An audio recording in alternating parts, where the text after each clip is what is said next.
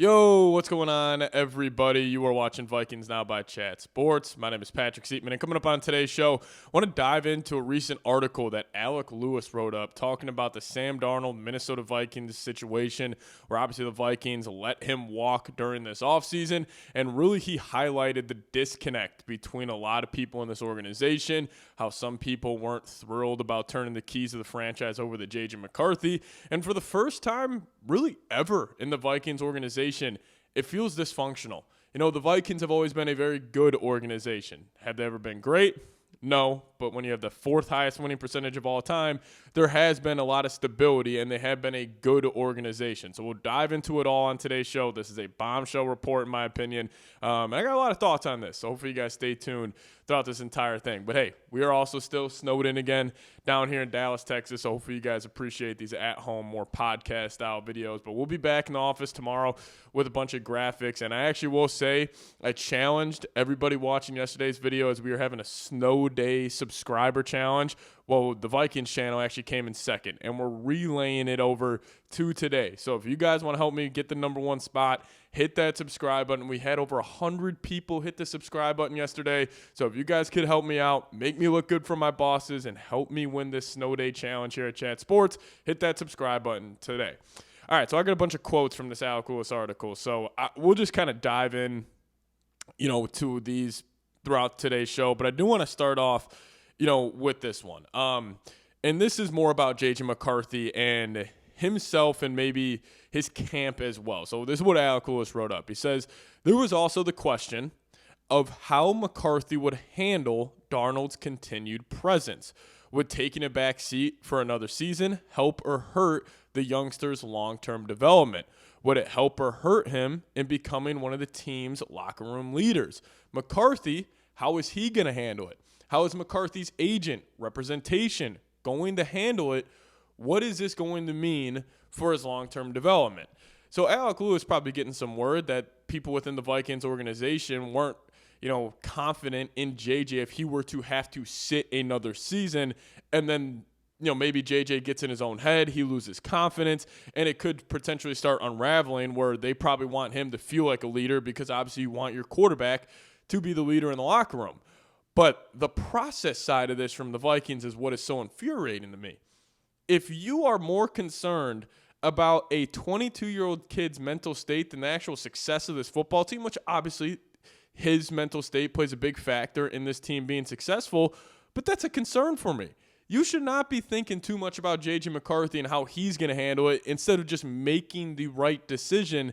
So that quote really concerned me. And also this is from Alec Lewis, some inside the building pushed to keep Darnold, thinking that with more time in the system, his professionalism and experience would matter more than a couple of free agent signings. Others internally questioned McCarthy's readiness for such a meaningful on- and off-field role with a team built to win now. I wholeheartedly agree with that. Now, even though I was fully on board with the Vikings going to J.J. McCarthy, but I still wanted them to bring in a high-end veteran backup quarterback last season, which there are reports that they reached out to Daniel Jones, but Daniel Jones wanted to go be the starter in Indianapolis, so they made some sort of an effort. But what about a Joe Flacco? What about a guy like Gardner Minshew? What about any of these other quarterbacks? At least just show that you were valuing it, because, yes, you did bring in Carson Wentz, but that was 2 weeks before the season when this guy was just on the street, and you traded for Sam Howell on draft night. So with some people within the organization wanting to keep Darnold instead of the free agent signings, that makes a lot of sense, especially when the free agent signings that you went out there and made did not turn out well. Those were bust of a signings. And, the point here with this quote that I think is concerning is the disconnect. Who are these people? Was it Kevin O'Connell that wanted to go with Darnold, or did Kevin O'Connell want to go with JJ? I will never probably get the true answers and the true, dialogue that went down behind the scenes there. But I'm curious, who did the quarterback coach Josh McCown want? Who did Justin Jefferson want? I promise you, I guarantee you, Jefferson probably wanted Sam Darnold over J.J. McCarthy just because Darnold wasn't a risk, but J.J. obviously was. And questioning McCarthy's readiness for such a meaningful on and off the field role with the team built to win now, that makes a lot of sense too. I mean, he was pretty much thrown into the fire coming off a torn meniscus, like with a kid coming on the way. Like just on paper, it was a recipe for disaster, which is definitely, very concerning. Sorry, some dude just ran across my window right there. That kind of scared the crap out of me.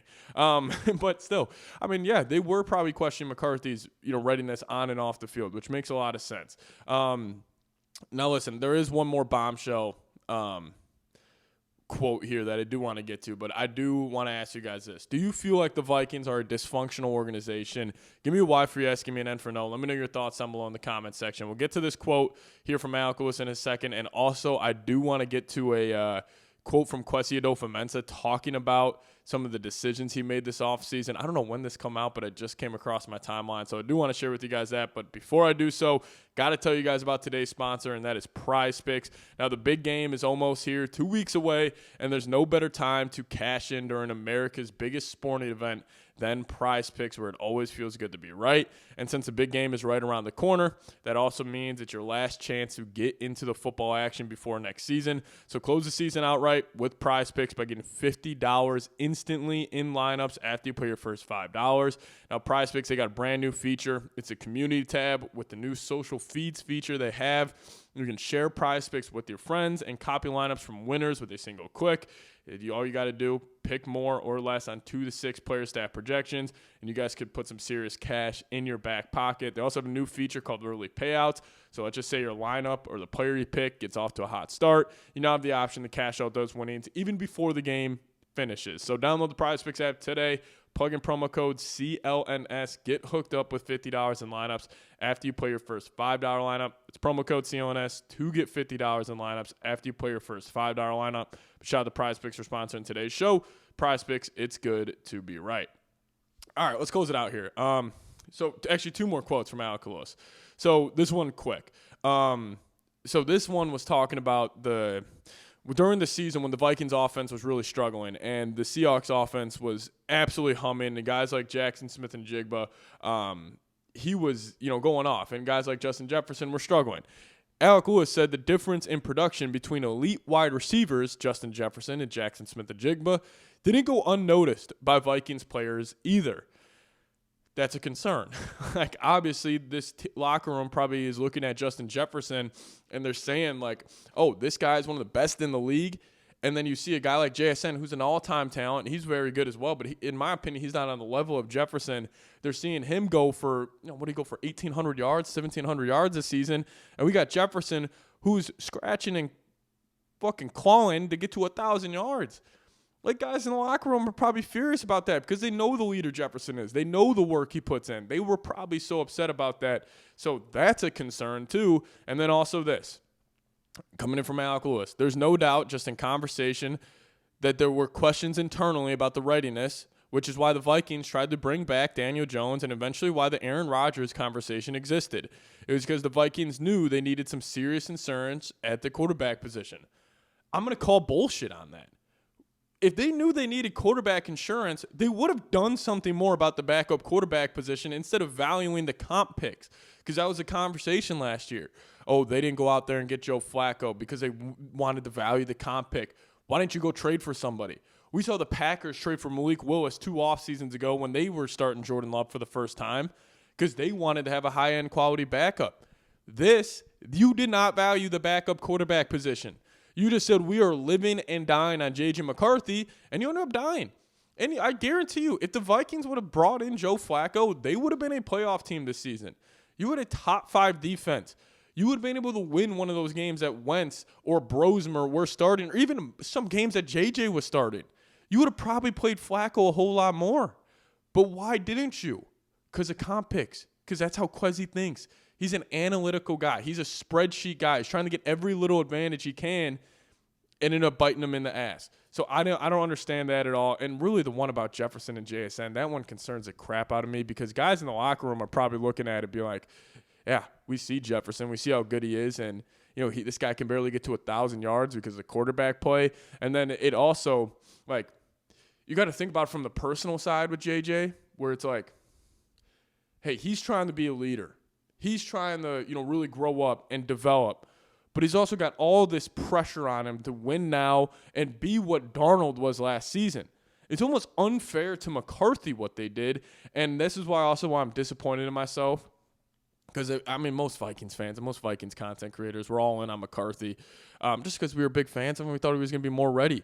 It also just makes too much sense on paper, where it's like you let a guy who won 14 games, threw for 4,000 yards, threw for 35 touchdowns, walk out the door. Just right there, flatly. Like, that should have been enough for me to be like, wait, yeah, do we really need to do this? Like, McCarthy can just sit one more year. We can just franchise tag Sam Darnold. Instead, we're taking a massive risk, and the risk ended up not working out. So, I'm a little disappointed in myself. It will definitely, change how I view the quarterback position and, decisions moving forward. Just, be patient. With Darnold in another system would have been, or another year in the system would have been so successful. I just really don't understand why I didn't see this. I think it's also the blinders you get where you have that kind of unknown of that young quarterback in JJ, and also Sam Darnold's coming off 2 awful games.